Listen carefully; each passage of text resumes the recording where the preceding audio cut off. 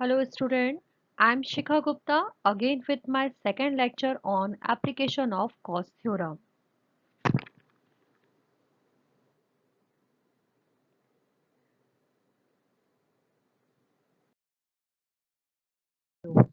I am going to explain electric field intensity due to an infinitely long state charge wire. First question arises on your mind, what is the meaning of infinitely long charge wire? Now see the figure A. If we are consider a charge wire, ठीक है, अगर हमने एक charge wire को consider किया है, we don't know the beginning point and the end point of a wire.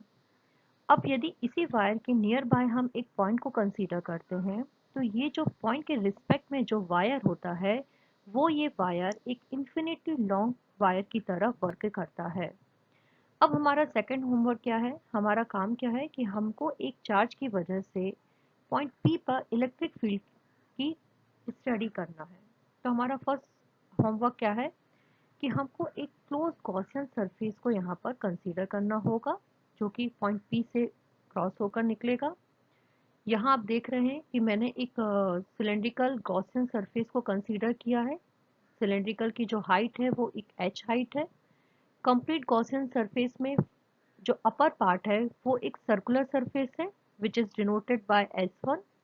जो lower surface है it is also a circular surface which is denoted by S2 and जो आपका थर्ड पार्ट है वो है आपका एक cylindrical surface which is denoted by S3। आपका लीनियर चार्ज डेंसिटी जो है वो आपकी लैम्डा है। हमको पॉइंट पी पर इलेक्ट्रिक फील्ड ई की स्टडी करना है, तो हमने क्या किया, पॉइंट पी पे एक स्मॉल एरिया ds को कंसीडर किया। हमको मालूम है जो सरफेस एरिया का जो डायरेक्शन होता है वो नॉर्मल टू द प्लेन होता है। तो आप देख सकते हैं कि आपका जो सरफेस का डायरेक्शन है वो अलोंग है आपके इलेक्ट्रिक फील्ड के। Second question arise on your mind कि why we are using a cylindrical shape as a Gaussian surface, कि हमने पी पर इलेक्ट्रिक फील्ड को फाइंड आउट करने के लिए क्यों हमने एक गॉसियन सरफेस में सिलेंड्रिकल सरफेस को ही कंसीडर किया, हमने क्यों नहीं वहां पर एक स्फीयर शेप को कंसीडर किया। तो आप देख सकते हैं फिगर बी में, सी फिगर बी। लेट्स कंसीडर कि हमने एक स्फेरिकल शेप को कंसीडर किया हुआ है। आप देख सकते हैं कि उस गॉसियन सरफेस के हर एक पॉइंट पे आपके एंगल जो है वो 90 डिग्री के इक्वल नहीं है। Some point the angle will be 90 degree but some point it is not equal to 90 degree. We know that according to Gaussian assumption, every point on a Gaussian surface, the angle is a symmetrical.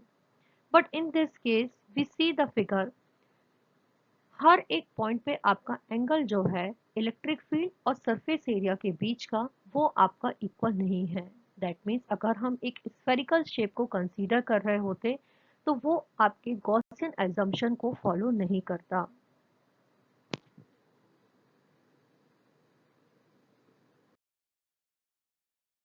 According to Gauss theorem, total flux phi equal to Q upon epsilon naught. We know that epsilon is a medium permeability because we are consider the air is a free medium. Q is the total charge in enclosed surface. So the total charge in closed surface equal to linear charge density into height of cylinder. क्योंकि हमने यहाँ consider किया है, अगर हम ये मानते हैं कि जो आपका चार्ज है, जो क्लोज चार्ज है वो आपके सिलेंडर के ही अंदर है, तो हम यहाँ पे कंसीडर कर रहे हैं कि आपका जो सिलेंडर है उसकी हाइट h है। तो हम टोटल चार्ज को किस तरीके से लिख सकते हैं कि total charge in close surface q equal to lambda into h. Put value in equation 1 by using equation 2. They give also a value of flux phi equal to h lambda upon epsilon naught. See equation 3. This equation 3 is not given the value of electric field. ये हमको electric field की value नहीं दे रहा, बल्कि ये हमको एक phi को represent कर रहा है। अब हम क्या करेंगे, हमारा नेक्स्ट होमवर्क क्या है, हमारा जो completely जो गॉसियन सरफेस है उस गॉसियन सरफेस के टोटल फ्लक्स की यदि हम स्टडी करते हैं और उन सब का सम निकालते हैं तो हमको एक कंप्लीट गॉसियन सरफेस की फ्लक्स की वैल्यू वहां पर फाइंड आउट होती है। और इस वैल्यू को हम एक इलेक्ट्रिक फील्ड की टर्म में फाइंड आउट करेंगे। इसके लिए हम क्या कर रहे हैं कि आपका जो फर्स्ट सरफेस है गॉसियन सरफेस का, वो सर्कुलर सरफेस है। इस सर्कुलर सरफेस में आप क्लियरली देख सकते हैं कि आपका जो इलेक्ट्रिक फील्ड है वो नॉर्मल है और आउटवर्ड डायरेक्शन पर है। ठीक इसी प्रकार हमको मालूम है कि जो सरफेस का डायरेक्शन होता है वो आपका नॉर्मल टू द प्लेन होता है। आप देख सकते हो कि आपका जो इलेक्ट्रिक फील्ड है और आपका सरफेस एरिया है ये दोनों एक राइट एंगल पर है। अगेन अगर हम फिर से देखें, आप फिगर सी में भी देख सकते हैं कि जो इलेक्ट्रिक फील्ड की जो लाइंस हैं वो आपके सरफेस सरफेस से आउटवर्ड डायरेक्शन पर है। ये जो इलेक्ट्रिक फील्ड है ये टेंजेंट डायरेक्शन शो कर रही है, बट ये जो इलेक्ट्रिक फील्ड है उस सर्कुलर सरफेस को पेनिट्रेट नहीं कर रही है, उसको क्रॉस नहीं कर रही। जैसे कि हम जानते हैं कि आपका जो फ्लक्स लाइन होती है वो जितने सर क्रॉस सेक्शन एरिया को क्रॉस कर रही होती हैं वही उस सरफेस से रिलेटेड फ्लक्स कहलाता है।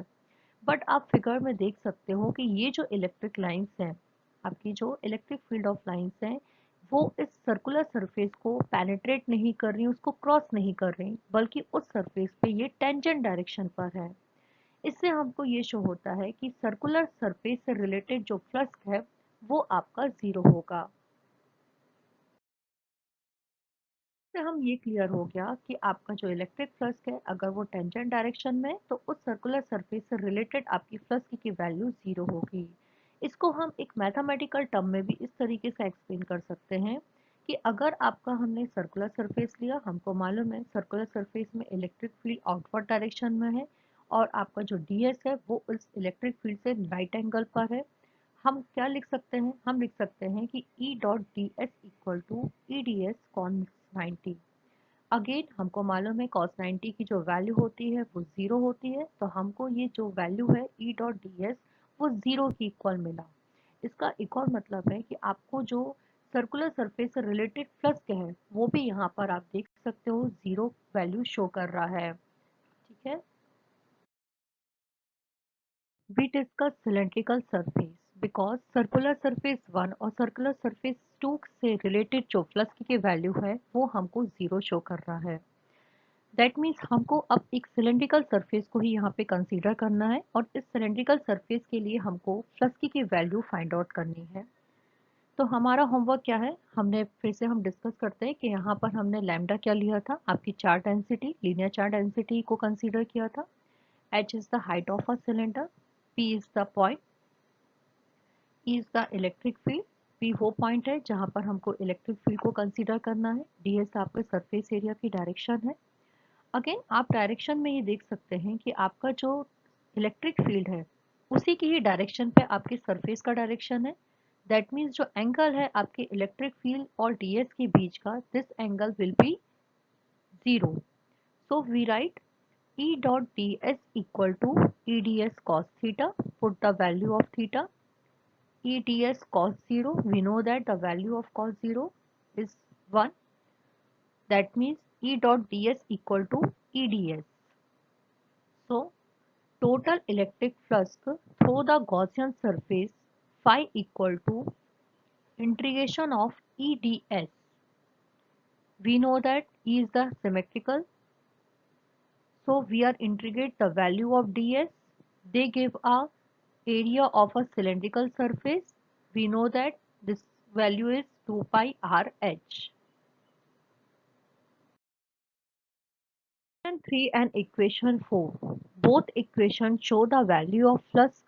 So we are right in terms of E into 2 pi r h equal to h lambda upon epsilon naught.